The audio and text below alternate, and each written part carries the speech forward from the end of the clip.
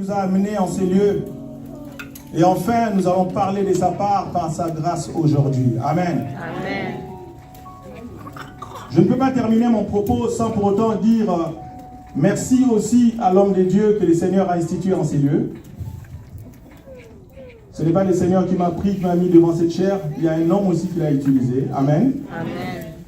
Nous devons savoir dire merci aussi aux hommes de Dieu.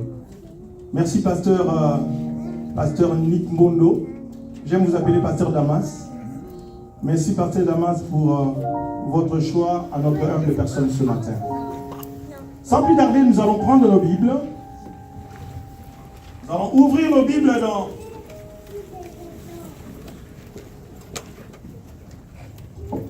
Je commence par Jacques. Nous sommes dans Jacques.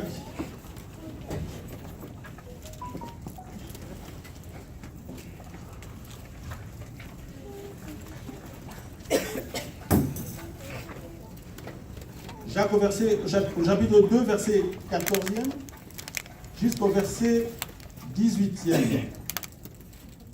Jacques, chapitre 2, 14 à 18. Nous lisons au nom de Jésus. Mes frères, à quoi servirait-il à un homme de dire qu'il a la foi s'il ne le démontre pas par ses actes? Une telle foi peut-elle le sauver? Supposez qu'un frère ou une sœur manque de vêtements et n'aille pas tous les jours assez à manger. Et voilà que l'un de vous leur dit « Au revoir, mes amis, portez-vous bien et restez au chaud et bon appétit, sans leur donner de quoi pourvoir aux besoins de leur corps. » À quoi cela sert-il? Verset 17. Il en est ainsi de la foi. Si elle reste seule sans se traduire en acte, elle est morte. Verset 18. Mais quelqu'un dira, l'un a la foi, l'autre les actes. Eh bien, montre-moi ta foi sans les actes, et je te montrerai ma foi par mes actes. Père éternel, je te bénis, je te loue ce matin, Seigneur, pour ta grâce de nous tenir devant ton peuple. Je te prie, Seigneur, de me rendre, Seigneur du Saint-Esprit, de puissance pour annoncer ta parole. Bénis ton peuple ce matin. Au nom de Jésus, j'ai prié. Amen. Amen. Amen, amen, amen. Bien-aimé, je t'entends pas, dis bien amen. Amen. Je voudrais qu'il y ait une interaction entre toi et moi. Amen. Pendant que je serai en train de prêcher, bien-aimé, j'aimerais que tu sois libre. Tu es dans la maison de ton Père. Alléluia. Amen. Et nous les Kinons disons Moutaba sauter. Tu es dans la maison de ton Père. Si tu peux faire un bon amen, tu le fais. Si tu peux me faire un bon alléluia, tu le fais. Amen. Si tu as une action de grâce pour le Seigneur, tu viens donner. Amen. Tu es libre, bien-aimé. Amen, amen. Amen. Notre Dieu n'est pas un Dieu de principe, un Dieu de carcan. Non, sois libre ce matin. Amen. Ce message est pour toi.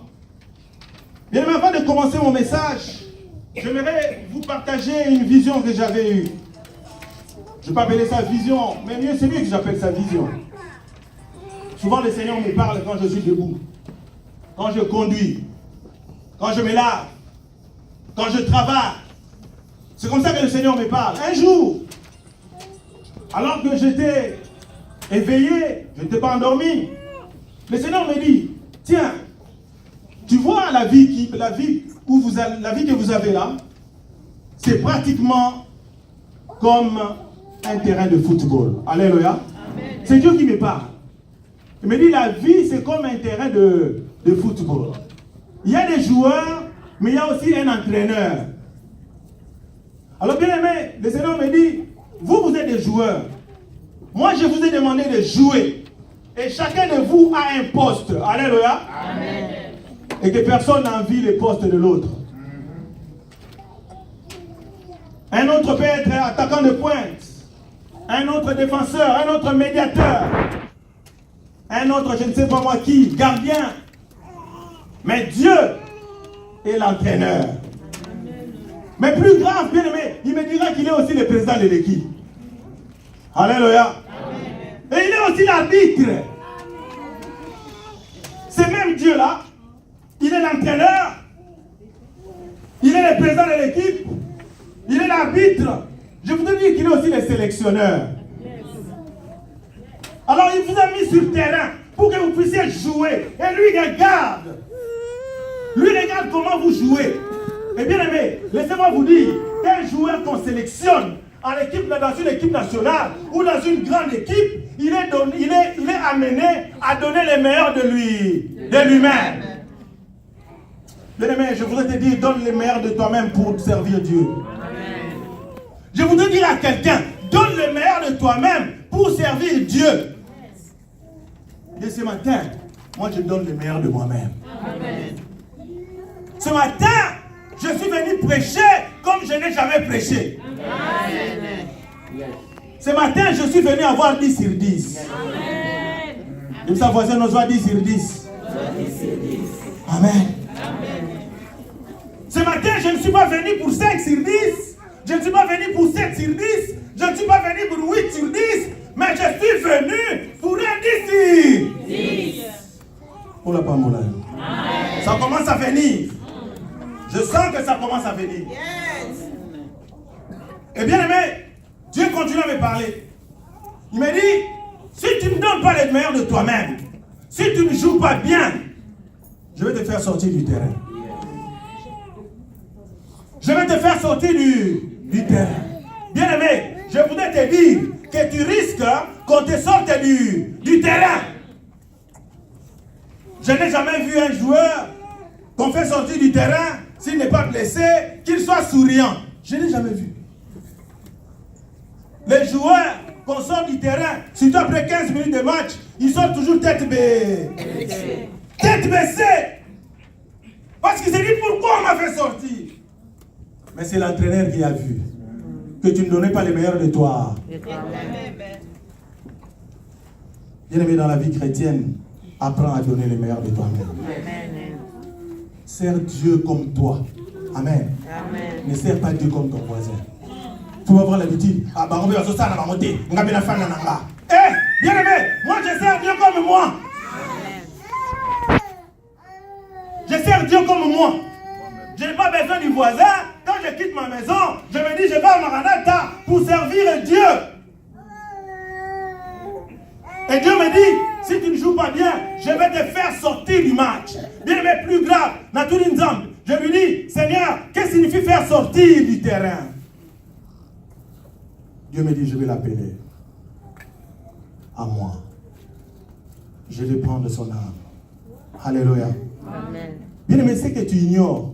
Toi, tu n'es pas comme les autres. Amen. Tu n'as pas été fait pour les boîtes de nuit. Dis un bon amen. Amen. Tu n'as pas été faite pour les boîtes de nuit. Amen. Tu n'as pas été faite pour les ambiances ici et là. Amen. Mais tu as été faite pour servir l'Éternel. Amen. La Bible dit, dans la maison du roi, il y a aussi ce qu'on appelle des pots d'or. Tous les pots ne sont pas semblables. Il y a des pots d'argile, il y a des pots de porcelaine, mais il y a aussi des pots d'or. Il y a aussi des pots d'argent. Mais bien aimé, ce que tu ignores, toi tu es un pot d'or. Moi je suis un pot d'or. Bien aimé, depuis ce jour-là, j'ai changé ma façon de faire. Si tu ne joues pas bien, Dieu va te faire sortir du match. Alors tu as tout l'intérêt, quand tu es sur le terrain, quand tu évangélises, quand tu chantes, quand tu prêches, quand tu nettoies l'église, quand tu fais le protocole, de le faire comme tu ne l'as jamais fait. Révélation. Et c'est comme ça que tu seras béni. J'aimerais que nous puissions rapidement lire 2 Rois chapitre 4. C'est notre passage principal.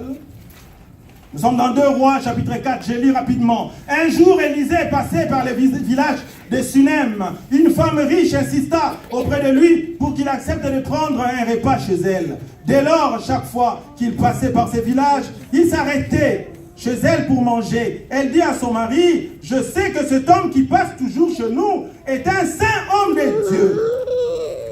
Verset 10. Nous pourrions